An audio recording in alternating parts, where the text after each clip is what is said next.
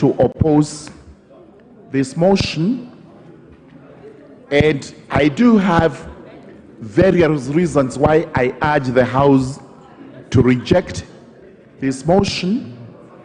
Some of them are purely based on the law, because the motion in certain respects does breach statutes, and as such this House cannot condone a motion that breaches statutes.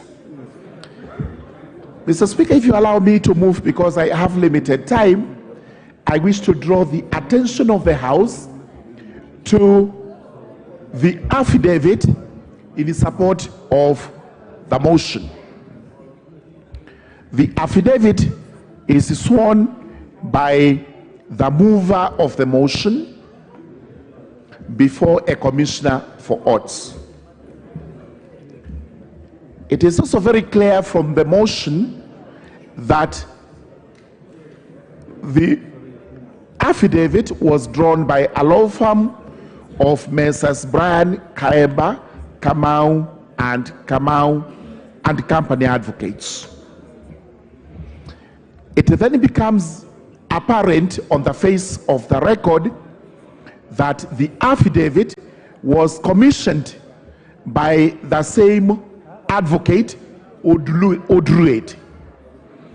That advocate is Mr. Brian Madila Kaemba, who is of the law firm of Brian Kaemba, Kamau and Company. That being the case, then, this affidavit is in direct contravention of the Oaths and Statutory Declarations Act, Chapter 15 of the laws of Kenya. And the offended section is Section 4.1 of that particular act, because it expressly prohibits any person who is administering the oath not to have any interest in the matter. Having done so, then it means the affidavit in support is faulty, and the Speaker has the discretion to expurge it from the record. If that is done, it means then the affidavit and all the supporting documents go with it. If that happens, then it means we have a motion that is not supported by any evidence. The consequence of that is that the motion cannot stand as it is and should actually fail.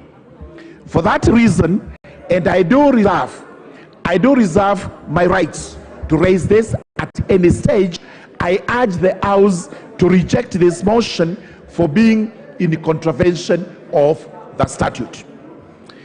Number two, it is vitally important that as we debate, we also know that this House is not a guillotine. A guillotine, for those who do not know, was an instrument of execution during the French Revolution, which was in the 18th century. And the purpose of the guillotine was actually to chop off everybody's head when it was brought before that particular tribunal. We must go to what our Constitution says, which is exactly what we have before the House. What does a cabinet secretary do? Because the offenses we have here are all on the allegations of having approved. He made approvals for certain contracts, he made approvals for certain disbursements, he made approvals. The question we ask is this: under our Constitution and the law, who is the accounting officer? Can a cabinet secretary be held responsible for matters that are discharged by an accounting officer? Truly, a cabinet secretary is not an accounting officer. He is not responsible for approvals that have been enumerated here, and as such, we have actually brought the cabinet secretary before this House, where we are now being asked to actually guillotine him. And I urge the House to reject the process of guillotining. We also have been told, in as much as we cannot say the matter is sub judice before Parliament, my submission before the House is that this matter is seized by Parliament, and it is premature. It is premature in that the matter was brought to the House, it was committed to Agriculture Committee, and the Agriculture Committee is still working on it. We are also informed that there are other government agencies that are investigating the matter. The net effect is that the results of these investigations may actually exonerate the Cabinet Secretary, and therefore, if this House proceeds with the motion as it is, we have the possibility, there is a likelihood of making a premature decision. And this is what we are terming as guillotining.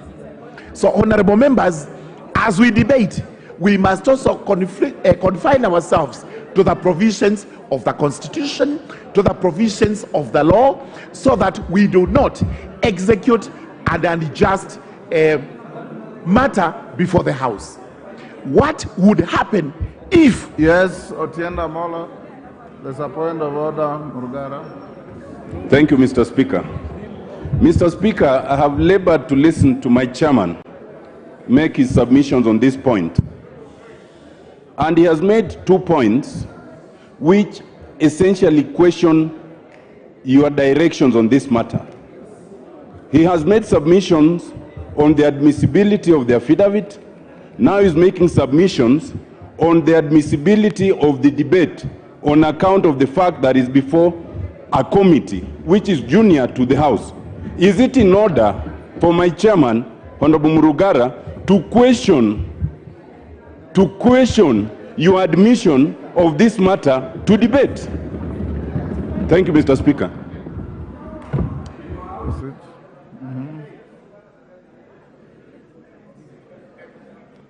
Give Murungara. Yes, thank you so much.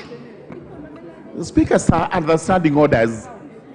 What the Speaker did was to look at the motion as it was presented before him. He may not have gone into the nitty-gritty of how the affidavits and the rest of the evidence was introduced, because he was not required to do so by the Constitution and by the law. It is now during debate when we actually have the opportunity to demonstrate to